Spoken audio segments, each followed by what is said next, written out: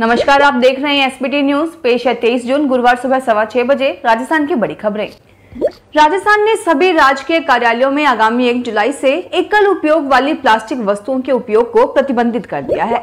पर्यावरण एवं जलवायु परिवर्तन विभाग की ओर से इस संबंध में आदेश जारी कर दिए गए हैं। विभाग के प्रमुख शासन सचिव शिखर अग्रवाल ने आदेश जारी कर बताया कि 1 जुलाई से सभी सरकारी कार्यालयों में एकल उपयोग वाली प्लास्टिक वस्तुओं पर प्रतिबंध लगाने का निर्णय लिया गया है। प्रतिबंधित वस्तुओं में सभी प्रकार के plastic carry bag, plastic thermocol, disposable cutlery जैसे कटोरे, ट्रे, कंटेनर आदि जिनका उपयोग खाने योग्य या पेय परोसने के लिए किया जाता है। कृत्रिम फूल, बैनर, झंडे, फूलदान एवं पेंट बोतलें शामिल हैं। राजस्थान पर्यटन विभाग के प्रमुख शासन सचिव गायत्री राठौड़ बुधवार दोपहर किला परिसर स्थित राजकीय संग्रहालय का निरीक्षण करने पहुंची, जहां प्रमुख शासन सचिव राठौड़ ने संग्रहालय की हालत देखकर अधिकारियों को जमकर लताड़ लगाई और कहा कि अधिकारी समझ जाएं, वरना जालौर तबादला करा दूंगी। मुझे ऐतिहासिक स्थल की हालत पर्यटकों की नजर में सुंदर और साफ सुथरी चाहिए। उन्होंने अव्यवस्थाओं को देखकर अधिकारियों को लताड़ लगाते हुए कहा कि ऐतिहासिक मूर्तियों के निरीक्षण के दौरान सहायक गजेंद्र सिंह से कहा कि जालौर भिजवा दूंगी। पहले भी एक अधिकारी अवस्थी को यहां से एपीओ किया गया है। राजस्थान के नागौर का अनाथ बच्चा अब स्वीडन में बड़ा होगा। स्वीडन के दंपति ने नागौर के अभिनंदन को गोद लिया है। बुधवार को गोद लेने की कागजी प्रक्रिया पूरी हो गई है। अभिनंदन को स्वीडन के माता पिता ने गोद लिया है। नागौर की बाल कल्याण समिति ने प्रक्रिया पूरी कर ली है। बाल कल्याण समिति अध्यक्ष मनोज सोनी ने इसकी जानकारी दी है। सोनी के मुताबिक जिला कलेक्टर पीयूष समरिया ने बच्चे को गोद लेने का प्रमाण पत्र दे दिया है। बता दें कि नागौर के एक बालक अभिनंदन को स्वीडन की फैमिली ने गोद लिया है। बालक अभिनंदन को गोद लेने की समस्त प्रक्रिया को पूरा करने के बाद इस बच्चे को माता पिता को सौंपा गया। दूल्हा पैदल चलकर आएगा तब ही अपनी दुल्हनिया से शादी कर सकेगा। दूल्हे का क्लीन शेव होना भी जरूरी होगा। इसके साथ ही न बैंड बाजा होगा और न ही आतिशबाजी। पाली के जाट समाज के लड़कों के लिए ये नियम और कायदे बने हैं। पाली जिले के रोहट में स्थित हनुमान मंदिर में जाट समाज के 5 खेड़ा गांव की बैठक में यह फैसला लिया गया। बैठक में 5 गांव के पंच मौजूद रहे। इससे पहले पाली के ही कुमावत समाज ने शादियों में फिजूल खर्ची को रोकने का ऐसा निर्णय किया था। उनके इस निर्णय में 19 गांव के पंच सम्मिलित हुए थे। भीलवाड़ा एसीबी ने बुधवार को शहर के वार्ड 29 की महिला पार्षद लक्ष्मी देवी व उसके पति मुकेश सेन को 1.5 लाख रुपए की रिश्वत लेते रंगे हाथों पकड़ा है। दोनों ने इनके वार्ड में नाले का निर्माण कर रहे ठेकेदार से स्वीकृति की एवज में रिश्वत मांगी थी। इसकी शिकायत ठेकेदार ने एसीबी को कर दी थी। एसीबी ने सत्यापन कर बुधवार को इन्हें पकड़ लिया। मोदी सरकार की जन कल्याण योजनाओं के प्रचार प्रसार के लिए भाजपा आज और कल प्रदेश के सभी जिलों में विशेष जनसंपर्क अभियान चला रही है। प्रदेश महामंत्री भजन लाल शर्मा ने बताया कि भाजपा पदाधिकारी, सांसद, विधायक व अन्य जनप्रतिनिधि जनसंपर्क अभियान के तहत प्रदेश के सभी जिलों में आमजन व प्रबुद्ध जनों से घर घर जाकर जनसंपर्क कर मोदी सरकार की कल्याणकारी योजनाओं पर चर्चा भी कर रहे हैं। भाजपा प्रदेश अध्यक्ष सतीश पूनिया ने पाली जिले के फालना नगर मंडल में बूथ नंबर 127 पर स्वर्गीय सुंदर सिंह भंडारी को पुष्पांजलि अर्पित कर मोदी सरकार की योजनाओं के प्रचार प्रसार को लेकर जनसंपर्क किया। राष्ट्रीय राजधानी क्षेत्र ट्रांजिट कॉरपोरेशन की ओर से बनाए जाने वाले Delhi Alwar rapid rail corridor की डीपीआर जल्द कैबिनेट को भेजी जाएगी। शहरी विकास मंत्रालय की ओर से इस परियोजना को अंतिम मंजूरी के लिए भेजा जाएगा। एनसीआरटीसी की ओर से दिल्ली अलवर रैपिड रेल की डीपीआर तैयार हो चुकी है। परियोजना में आने वाली लागत को स्टडी किया जा रहा है।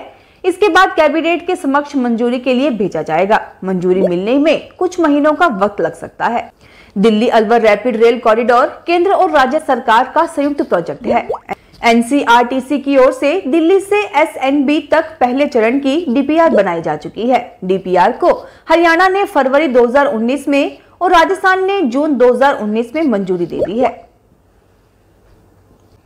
धौलपुर के बसेड़ी विधानसभा के सरमथुरा में सहायक कृषि अधिकारी सरमथुरा ने कृषि विभाग द्वारा चलाए जा रहे अभियान के तहत सरमथुरा क्षेत्र के बड़ा गांव में खाद बीज की दुकानों का निरीक्षण किया।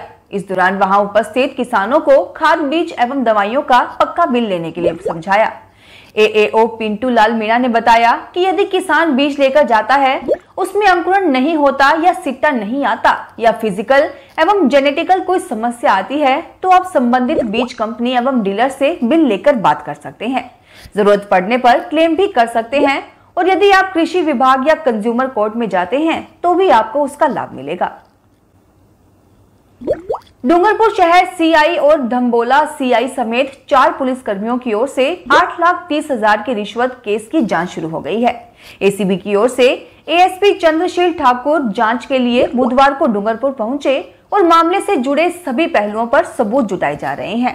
एसीबी के एएसपी चंद्रशील ठाकुर ने बताया कि सीआई कोतवाली दिलीप दान, धम्बोला सीआई भैयालाल आंजना, कांस्टेबल भोपाल सिंह और कांस्टेबल जगदीश बिश्नोई को 3,30,000 रुपए की रिश्वत लेते रंगे हाथों गिरफ्तार किया गया था, जबकि 4 दिन पहले रिश्वत में लिए 5 लाख रुपए कांस्टेबल भोपाल सिंह की थाने में रखी अलमारी से मिले थे।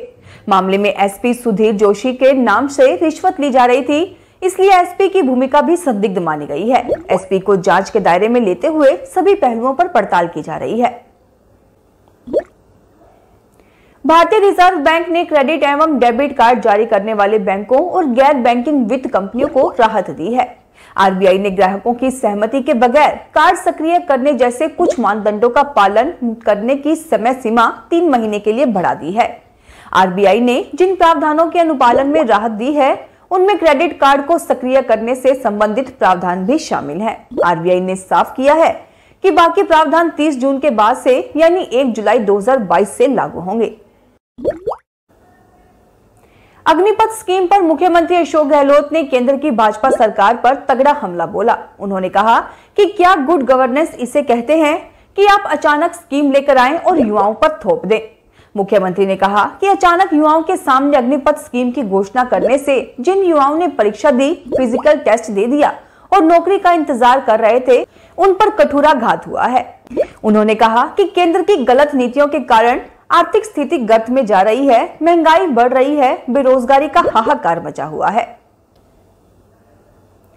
कोटा देश का एकमात्र ऐसा शहर है जिसमें आने वाले 2 साल में एक साथ 2 स्टेशनों का पुनर्विकास एयरपोर्ट की तर्ज पर किया जाएगा।